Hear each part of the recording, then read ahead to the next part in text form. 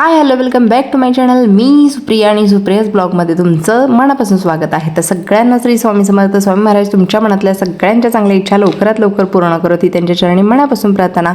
तर गेले 2-3 दिवस झाले ना माझे व्हिडिओ आले नव्हते, तर तसं काही रिझन होतं, तर मी ते तुम्हाला पुढे जाऊन सांगेलच. तर इकडे बघा, इकडे जानू आमची ना, मी एक ऑनलाईन साडी मागवली होती. बरेच मला वाटतं एक 4-5 वर्ष झाली असेल. तर ही साडी ऑनलाईन मागवली होती आणि त्याचा मी ड्रेस शिवला होता. उरलं होतं थोडंसं कापड, ते आता ही घेऊन बसलेत. आणि हे तिघंजण एकत्र आले ना, काही नाही काही जुगाड करत असतात. आणि बेडवरती अख्खा राडा घालून बसले होते. आणि येऊन बघते यांचा काय आवाज येतो, यांचं काय एवढी शांत, म्हणजे की बाहेर कुठं दंगा नाही, कुठं गेलीत म्हणून पाठीमागे येऊन बघते तर सगळा बेड सगळा भरून ठेवला होता कपड्यांनी. चिंध्या आणि काय फाडले होते सगळे कपडे. असं हा प्रकार करतात तिघंजण घरी असलेत की. आणि बघितलं तर येऊन जानूने छान असे बो बनवायला घेतले होते. तर ते कापड तसंच मी ठेवलं होतं जेणेकरून त्याचा काहीतरी उपयोग करता येईल, कुशन वगैरे शिवता येतील म्हणून. पण तिने थोडं थोडं कट करून, वेस्ट घालवलं नव्हतं, थोडंसंच कट करून ना तिने छान असे बो बनवले होते. बघा तिच्या हातामध्ये दिसत असतील. आणि मगाशी मी पण घेतले होते हातात. तर खूप छान असे तिने बो बनवले होते. अगदी बाहेर मार्केटमध्ये भेटतात ना त्या प्रकारेच तिने बनवले होते.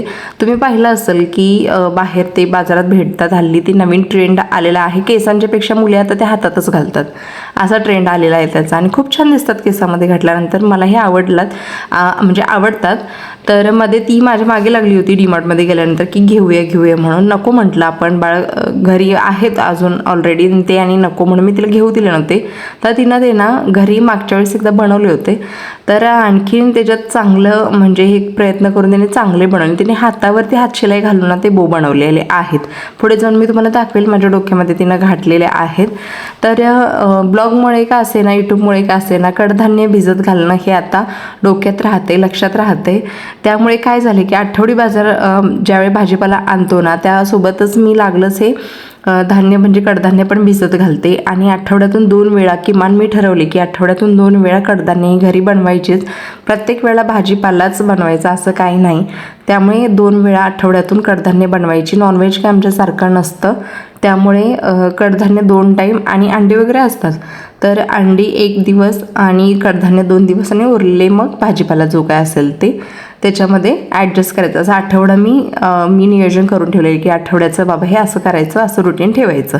त्यामुळे हे भिजवून ठेवले आणि ते सोपं जाते आता लक्षात ठेवल्यामुळे. आणि हे जर तुम्हाला दिसत असेल हे वाटाणे, तर गेली 15 दिवसापूर्वी मी तुम्हाला दाखवलं होतं एका ब्लॉगमध्ये की मी हे फक्त भिजवून ठेवलेले आहेत. जे हिरवे वाटाणे असतात बघा आपल्या घरी कडधान्यामध्येच असतात, तर ते ना मी आणून म्हणजे रात्रीचे भिजत घातले होते. आणि सकाळी मी तुम्हाला दाखवले होते की धुवून स्वच्छ पुसून ते मी फ्रीजला म्हणजे डीप फ्रीजला लावले होते.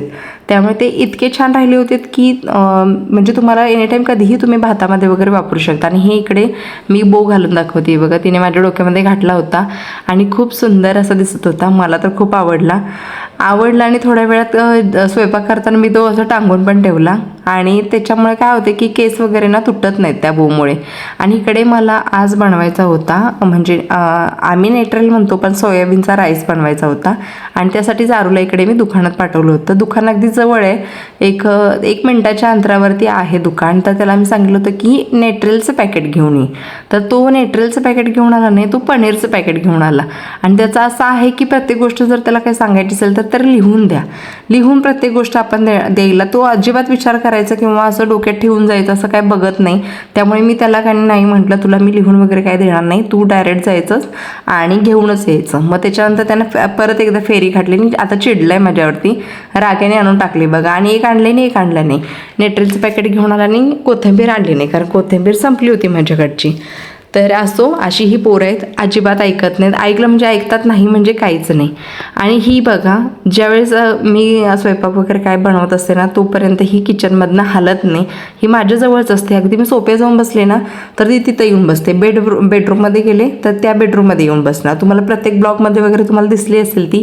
मी काही व्हिडिओ वगैरे करत जरी असले ना तर ती माझ्या पाठीमागच असते. मुलं घरात नसली की ही आणि मी या दोघीच आम्ही घरी असतो.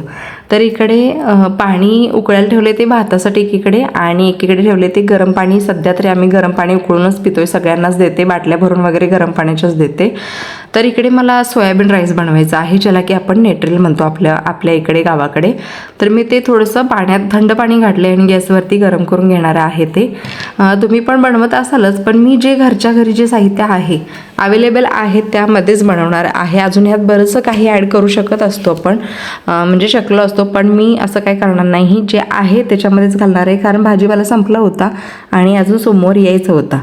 त्यामुळे मग मी आहे ते शिल्लकचं घेतलेलं आहे सगळे. हे वाटाणे जे मी भिजत घातले होते, मॅप्को म्हणू शकता किंवा तो हिरवा वाटाणा म्हणू शकता, अगदी छान सुंदर राहतो. 15 दिवस झालेले आहे, त्याचा कलर देखील बदललेला नाही आणि टेस्टमध्ये तर काहीच फरक पडत नाही. त्यामुळे मॅप्को दुकानातून आणण्यापेक्षा तुम्ही ते भिजत घालून ना फ्रीजला, डीप फ्रीजला बर्फ अगदी करून ठेवलात ना तरी चालतं.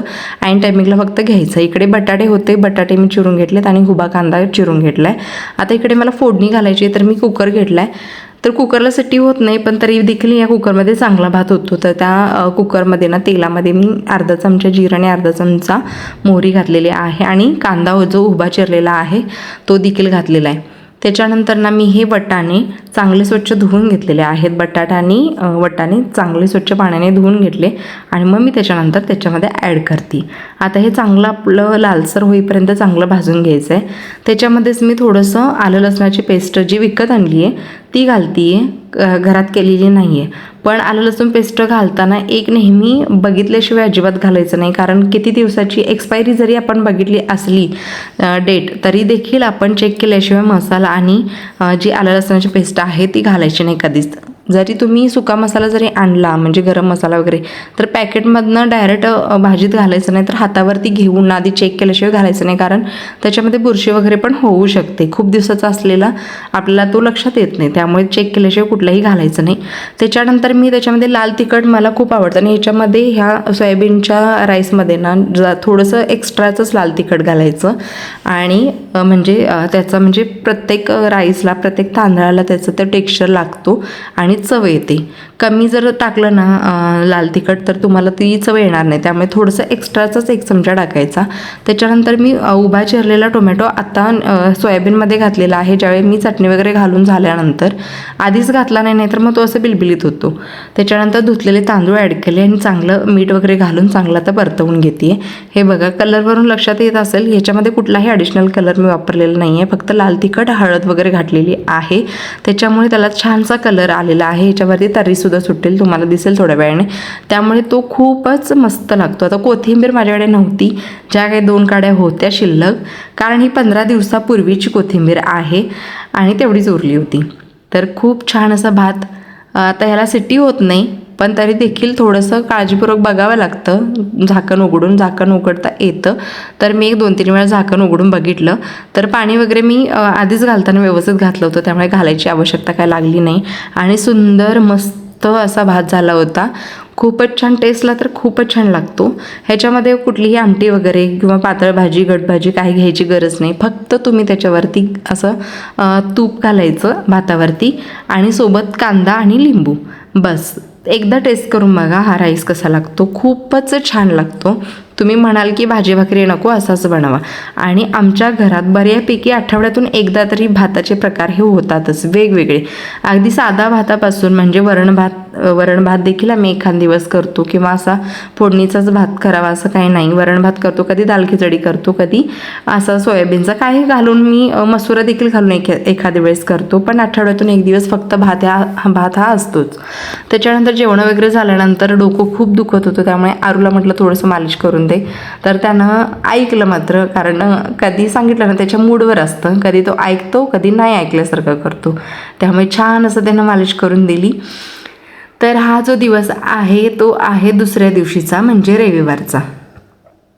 तर रविवारी सकाळी मला बनवायचं होतं काय, अंड्याची भुर्जी. तर त्यासाठी मी आधी ऑलरेडी कांदा वगैरे सगळं चिरून घेतलेलं आहे. आता इथं माझं एक झालेलं आहे ते तुम्हाला सांगते थोड्या वेळात. तर मी इकडे बारीक कांदा चिरून अगदी 10-15 मिनटं उभं राहून 4 ते 5 कांदे चिरले आणि टोमॅटो वगैरे सगळी तयारी करून घेतली. चांगलं फोडणीला वगैरे मस्त घातलं आणि अचानक का कोणास ठाऊक डाऊट आला थोडंसं, म्हणून मी काय केलं की जानूला काय बोलले की जानू आज रविवार आहे, अंड्याची बुर्जी करणार आहे. अंडे वगैरे सगळे आणून ठेवले, सगळी तयारी केली. फक्त तिला म्हटलं की एकदा जाऊन बघ तरी आज काय आहे का. जानू जाऊन बघती तर आज कॅलेंडरवरती म्हणजे 2 तारीख होती आणि आज होती संकष्टी. आत्ता काय करायचं काय कळायचंच बंद झालं, कारण ऑलरेडी सगळी तयारी करून ठेवली होती आणि ऐन वेळेला माझं पचका झाला होता. त्यामुळे आता ठरवलं की मी कडधान्य भिजत घातले म्हणून बरं झालं.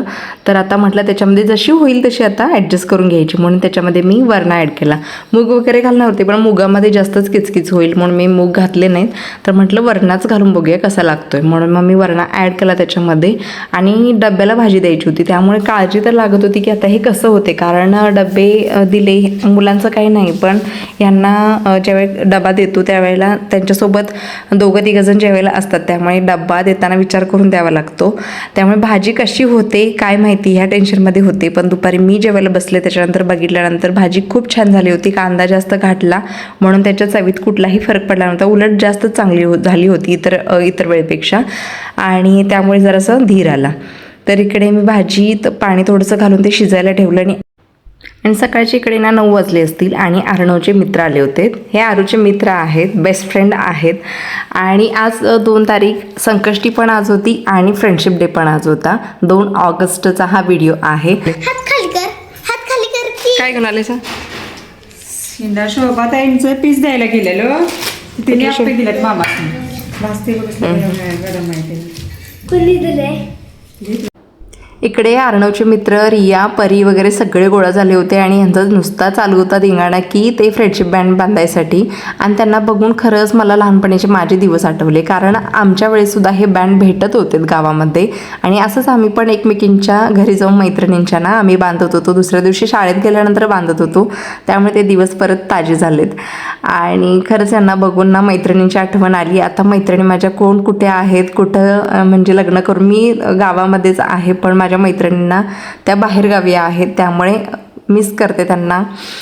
तर असा हा फ्रेंडशिप डे आणि फ्रेंडशिप डेच्या तुम्हाला सगळ्यांना माझ्याकडून मनापासून शुभेच्छा. नवीन झालेल्या मैत्रिणी आणि यूट्यूब फॅमिलीसाठी तुम्हालाही सगळ्यांना माझ्याकडून फ्रेंडशिप डेच्या खूप खूप मनापासून शुभेच्छा. तर इकडे साऊताई पण आल्या होत्या. साऊताई ज्या की त्यांचं इकडे अमृता नाव आहे पण प्रेमाने आम्ही त्यांना साऊताई बोलतो. तर त्याच मी मगाशी तुम्हाला बोलले की 2-3 दिवस व्हिडिओ का आले नाही त्याचं मी रिझन आता सांगते. की ज्या ह्यांच्या थोरल्या जाऊबाई आहेत, म्हणजे ह्या आम्हाला चुलत लागतात, पण ह्यांच्या ज्या थोरल्या जाऊबाई आहेत ज्या की मी सविदिदी वगैरे सारखं म्हणतो बघा, तर त्यांच्या आईना बघायला मी DY पाटीलमध्ये गेलो होतो ना, पेशंट बघायला मी एका ब्लॉगमध्ये सांगितलं होतं. तर त्या अचानक त्यांची तब्येत बिघडली आणि त्या या जगात आता सध्या नाही आहेत. तर त्यांच्यासाठी तिकडं दुःखाचा घास म्हणून आमच्याकडे अशी पद्धत आहे की जेवण करून घेऊन जायचं तिकडं त्यांच्या घरी, म्हणजे सविदीदींच्या माहेरी. त्यासाठी त्या मला बोलवायला आल्या होत्या, त्यासाठीच इकडे तिकडे माझे 2-3 दिवस गेले, त्यामुळे ब्लॉग बनवता आले नाहीत. आणि मग तिकडे दुपारी त्यांच्या घरी जाऊन म्हणजे माझ्या शेजारी यांच्या घरी जाऊन मला स्वयंपाक वगैरे बनवायचा होता. त्यासाठी माझी थोडंसं तब्येत पण वीक होती, त्यामुळे मी दवाखान्यात वगैरे आधी जाणार होते आणि मग यांच्या घरी जाऊन स्वयंपाक बनवायचा होता. आणि मग तिकडे म्हणजे पडळ हे त्यांचं माहेरचं गावाचं नाव आहे, तर पडळमध्ये आम्ही जाणार होतो संध्याकाळी. तर इकडे बघा रियाला अजून आमच्या ना फ्रेंडशिप बँडची गाठ देखील बांधता येत नाही, पण तिची नुसती अशी उत्सुकता, आणि हा तिचा पहिलाच सण आहे, पहिलीच फ्रेंडशिप बँड ती बांधते, कारण इथून पाठीमागे तिला समजत नव्हतं. अंगणवाडीमध्ये होती ती आणि आता पहिलीत गेली आणि एवढी नॉलेज आहे ना तिला डोक्यामध्ये, एवढं म्हणजे आता ह्या मुलींना, आता ही परी 2रीत आहे, एवढ्या मॅच्युअर आहेत की आम्हाला 7वी 8वी 7वीच काय मला वाटते आम्ही 7वीपर्यंत मी गावातच होते शाळेला आणि 8वी नंतर मी बेडशेट फाट्यावरती गेले.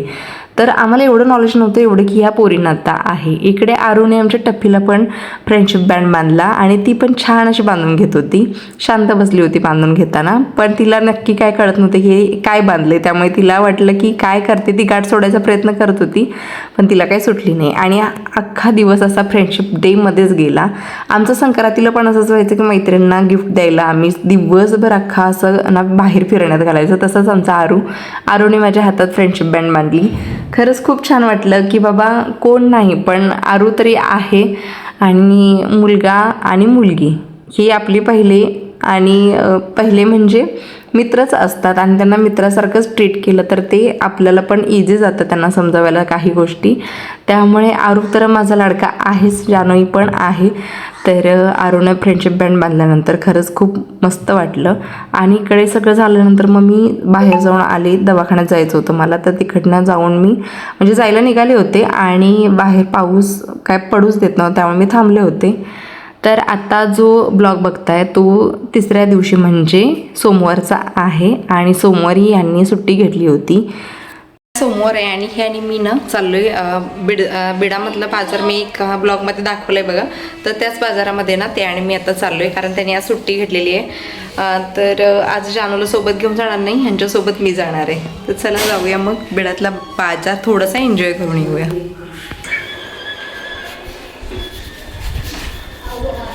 चप्पल शैलूच्या दारात आहे माझं. अरे ना इकडे शैलू त्यांच्या दारात माझं चप्पल घेऊन ये. हे हाईटवालं आहे हो, जा की. शैलू त्यांच्या दारात आहे, पटकन ये. हे घे छत्री. तिकडे विसरून आलोय रे मी, पटकन ये.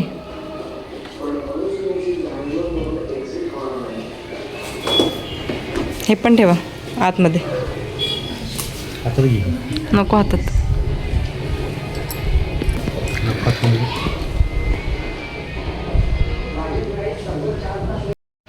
तर इकडे आम्ही बिडाला जायला निघालो, पण बाजारात गेल्यानंतर मी काही शूट घेऊ शकले नाही कारण आमच्या ह्यांना थोडेसे हे लाजतात, त्यामुळे यांनी काही व्हिडिओ केला नाही.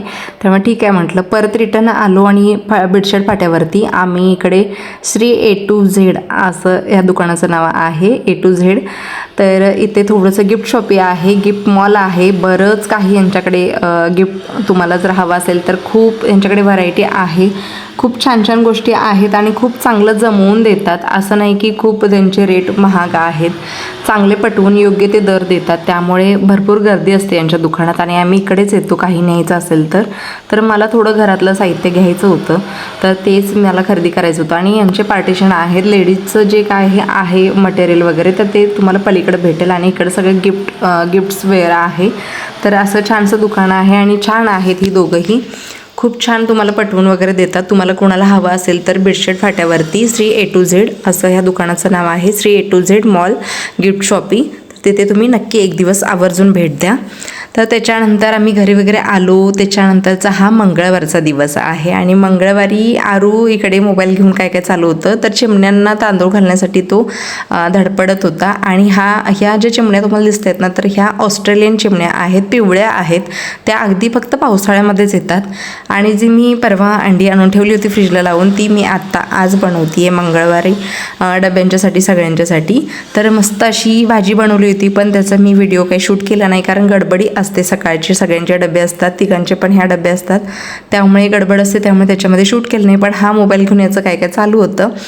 तर भाजी तर खूप छान दिसत होती, खायलाही टेस्टीच झाली असणार मला माहिती आहे.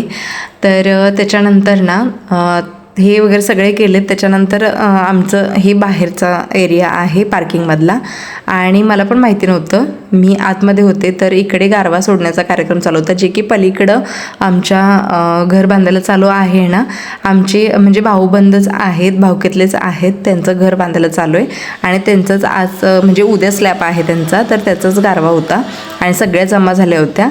आणि गारवा सोडायला मग सगळ्या भरपूर बायका होत्या, पण मी थोड्या लाजतात त्यामुळे मी घेतला नाही सगळ्यांचा, थोड्या कमी झाल्यानंतर मी घेतला. आणि भरपूर असं गारव्याचं काय काय त्यांनी साहित्य आणलं होतं.